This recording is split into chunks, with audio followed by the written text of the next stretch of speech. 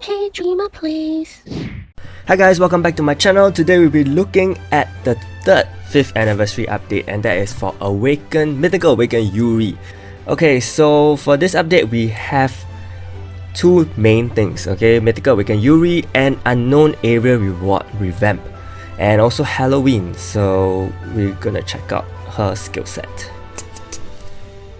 Everyone has been waiting for Mythical Awakened Yuri for a very long time. Okay, so here there's a duplicate right from the start. There is an error. Revise once with 30% HP. Increase crit rate of all allies by 10% each turn. So she is very good for Velika for sure. She's gonna increase critical rate by 50% for all allies. Okay, up to so basically 5 turns is all she needs. So she's gonna be very good for Velika teams because Shane already has this, and Shane can increase her own crit rate by 10% each turn up to 100%. Okay, she also increases crit damage of all allies by 10% each turn. So once again, a very good passive for Velika. She is basically the Freya for PvE because Freya also has this effect on her exclusive item, and now Mythical Awakened Yuri has the same thing. However, it's of course by turn, so it's not a straight 50% from the start. Okay, she has an AoE effect. She deals 200% magic damage to all enemies and decrease the cooldown of all allies by 30%. So remember last time she used to increase cooldown for enemies, now she decreases the cooldown for allies instead. She deals 400% to 3 enemies, decrease physical and magic attack by 50% of all enemies by 8 turns, and removes the buffs. Okay, this is pretty good. I think this is good for Guild Dungeon because I'm not sure if you guys actually use Soy sometimes. Soy can be used in Guild Dungeon, and in Guild Dungeon Soy is also there to remove buffs.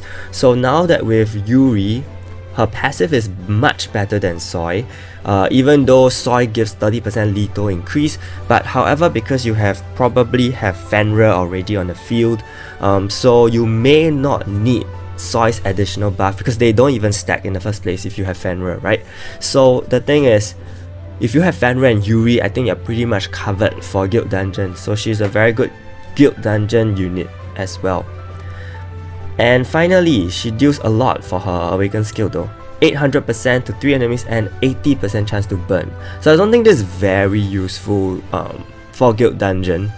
And looking at her skill set, okay, she does 5 man AoE, 3 man AoE and 3 man AoE. Again, she cannot be used for 610 farming unfortunately, because for 610 farming you really want to, you know, have a 5 man AoE, 3 man AoE and at least another 5 man AoE.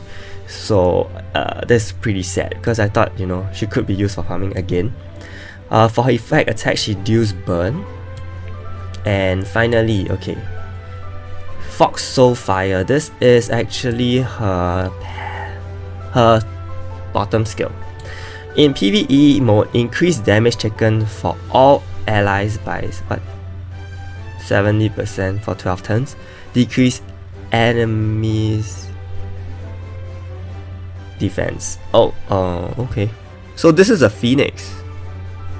Isn't this a Phoenix? I think this is a Phoenix. Basically, she replaces Rachel. So, okay, she replaces Rachel here. Yeah, but do remember that when you are using Rachel, you're really only using her in Special Dungeon and Guild Raid. Because in Guild Dungeon you have Sylvia, in Raid you have Chloe, and in Heavenly Stairs you have Espada.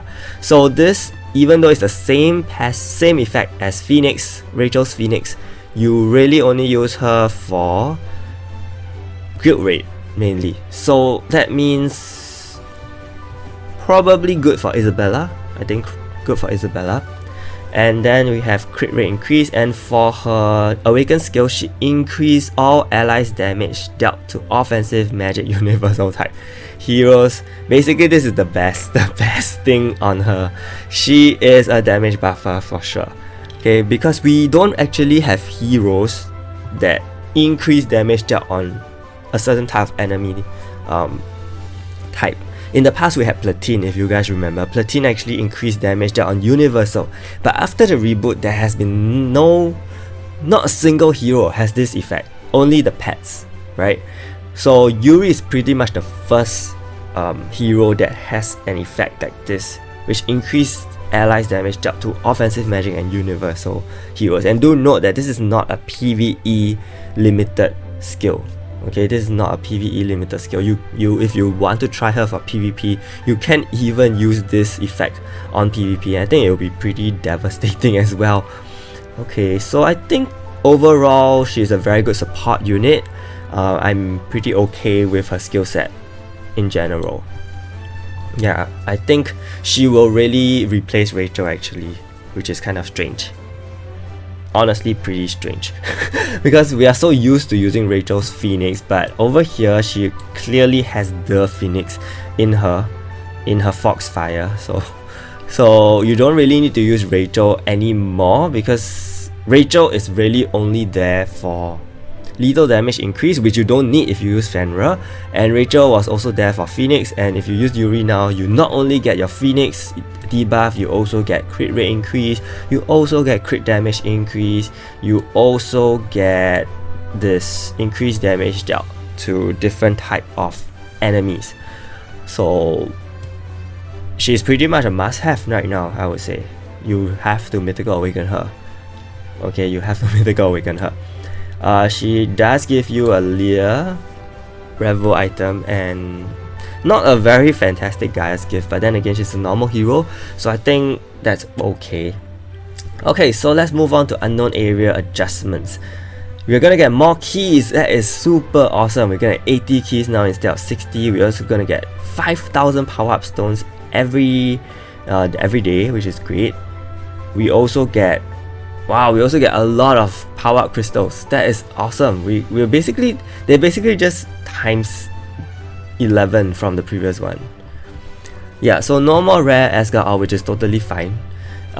Everything else pretty much remains the same, only that they increased it, which is very good. And they even kept the 10+1, so that's great. I'm happy with this. Halloween celebration. There's a Halloween territory, that's cool. We're gonna check it out later. Okay, there's a Mythical Awakened Yuri push event, so take note of this. There's a push event. 20 keys, 200 keys I mean, pumpkin candy, silver tickets, Celestial Accessory Selector, 200 keys, 5 million gold, 1 million power-up stones. This is huge. And legendary subsistence, this is huge as well. So the last 2 days I think are the biggest rewards, but of course please check in every day during this time frame to get the reward. Okay, in celebration of 7 Nights 5th anniversary, the jumping check-in is being held along the luxurious check-in and welcome back meal event. I'm not too sure what this is. Now that we are back with more powerful rewards, please log in every day. This is pretty much they're just re-emphasizing that the jumping check-in is awesome. Okay, so this is the same. Okay, the jumping check-in is the same, nothing is changing, but they do, and this welcome meal is also the same. It has been implemented, so there's nothing too much. They're just trying to tell people that, you know, there's really 8,000 rubies being given for free. If you come back now, you're gonna get 8,000 rubies not immediately, but you will get 8,000 rubies over time. Okay, so there's an extra rate event, so that's awesome. We're gonna get a minimum of 29 to 30 rewards. That's super good. Please do raid this week. Okay, and we have special dungeon. We have Halloween special dungeon. We're gonna face the Halloween costume heroes. It's a 2-week event. And they're all 6 stars, so I think they should be pretty easy. And we're gonna get pumpkin candy, which is something very familiar if you're an old player. So what can we synthesize for? We can synthesize for Awakened Ghost Cookie Selector. I'll take a look at that later. I'm pretty sure they'll talk about it. But over here, the more important thing is we can synthesize for celestial accessories finally, even though it costs 5 million gold. Oh my gosh. Okay, but yeah, if you have 6 or 10, you can get celestial accessories. So you need like, not need, but if you have 60 spare unused Galidus Isabella accessories, you can get 10 celestial accessory tickets. And then you have 30, so if you have a total of 90 unused Galidus Isabella accessory, you can get like 13 celestial accessories. Yeah, I mean, depends on you. Some of you definitely have a lot. Like maybe you can use up the ones that increase freeze the awakening gauge of the enemy, or you can use the decrease fixed damage one. I think those are not so used. And for Isabella, I think, I'm not sure about the evil eye. I'm not sure about, actually Isabella's accessories are more useful, but there are definitely some that are less used, so you can consider using those. So pumpkin candy is used to synthesize for subset stone tickets and all these awakened ghost cookie things. Awakened ghost cookies are jewels. Oh wow. Okay, so they actually have 2 substats, which is basically 7 out of all jewels. Yeah, they are 7 out of all jewels. Wow, that's pretty cool. But you cannot myth awaken these things, and they look so cute. They look so cute. Yeah, so you cannot myth awaken these things, which means over time they are definitely going to be phased out. But they are really, really good right now. I think I'm not sure if you can awaken them, because you probably could awaken them.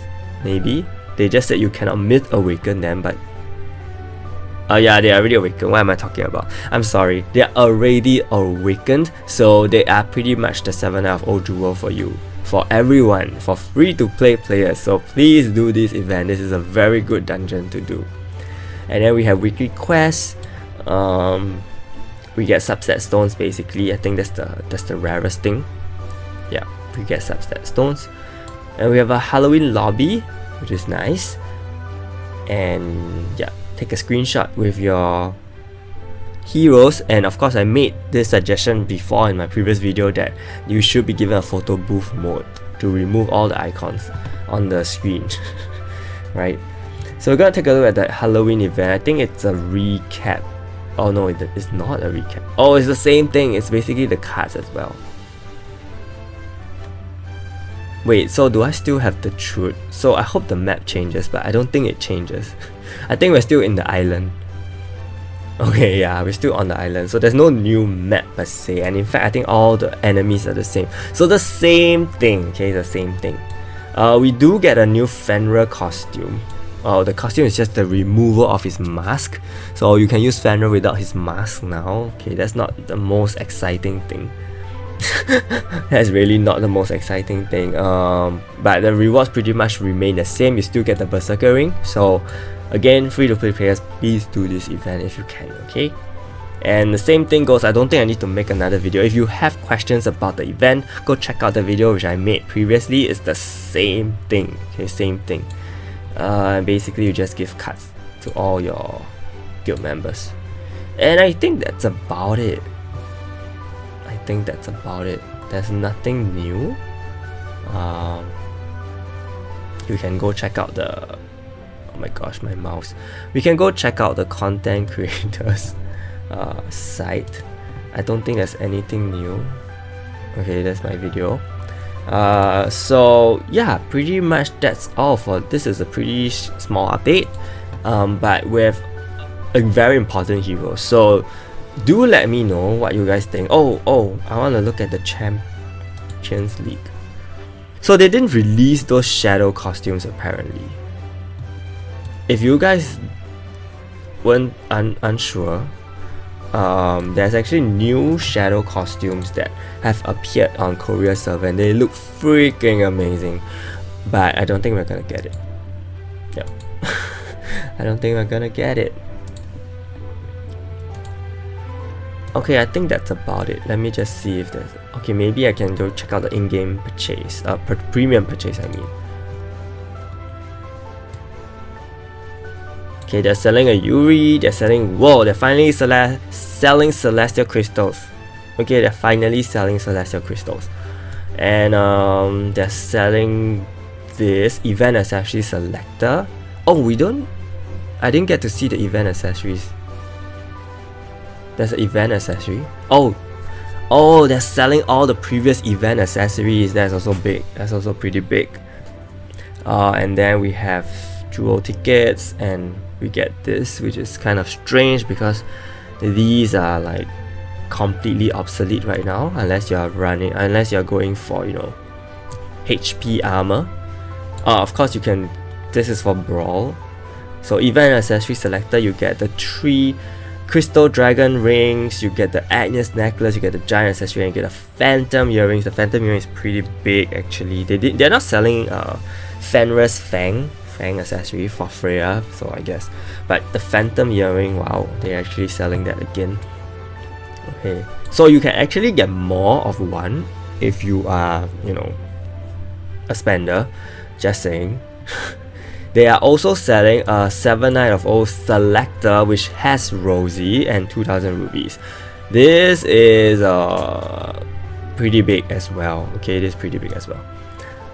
And May's lucky calendar is for Celestial accessories. Next week it will be rubies, and then if you buy things, you'll get power up crystals basically. So seeing how they are giving up power up crystals in their pay system, we can be very sure that next update is gonna be a new hero, and you know, I think it's gonna be this flying person. And weekly purchases, Typhoon Essence added to all weekly purchases. I think these are pretty cheap. 1 Typhoon Essence, I believe. So, you know, if you really need Typhoon Essence. Basically, yes, I have to say they really amped up all the purchase packages. Like, in a very objective way, I'm not siding anyone, but in a very objective way, I think, you know, if a game developer really wants to make money, I feel that compared to before, the packages are definitely more improved. I'm pretty sure that more players are spending, or rather, the players who have been spending are spending more. I'm pretty sure. And I think even certain, you know, casual players may even feel tempted to spend, because these are very premium resources, I would say. So, you know, whether it's the right thing or not, it's very hard for me to say. But from a developer point of view, from a corporate point of view, I think he is kind of on the right track. But you know, how does it benefit the game in the long run? That I can't be too sure, because players can get frustrated, and hopefully, you know, there is also going to be more of the things that I've mentioned. Create more rate ups, create more reward rate ups, material rate ups for free-to-play players. And seeing how Berserker rings are so available right now, I think that's a good thing as well. And then what else is more available? Yeah, basically the whole welcome mail and the jumping check-in. The jumping check is really good. So, you know, if players want to come back, I think it's a really good time. And even for the free-to-play dungeon, I think they're also doing pretty well there. Of course, we have issues with the synthesis before, saying how you can only synthesize 1 out of like 3 sometimes, and hopefully they, you know, try to increase that over time. But I think even looking at this, you get 7 out of all worthy jewels from the free-to-play dungeon. I think it's pretty significant, even though you can't Mythical Awaken them. But you know, these Mythical Awakened jewels, come on, we all know that that is currently for the people who spend, currently for the people who have already spent and are doing super well in Brawl. But for free-to-play players who will not even come by a 7 out of O jewel so easily, because black gemstones are a pain in the ass to get, these are super good. Okay, so you can see that things are also getting more available for free-to-play players. At the same time, they're also increasing the value of their packages. So I think it's a win on both sides, and hopefully, you know, apart from all these resources, they also try to improve the game's play, which I'm trying to say that I hope they improve the modes basically, and give us more things to do. Yeah, basically that. Yeah, so with that, I've come to the end of this video. Do let me know what you think of the current update and Yuri as well. Stay tuned for Yuri's review video. Thank you so much and see you!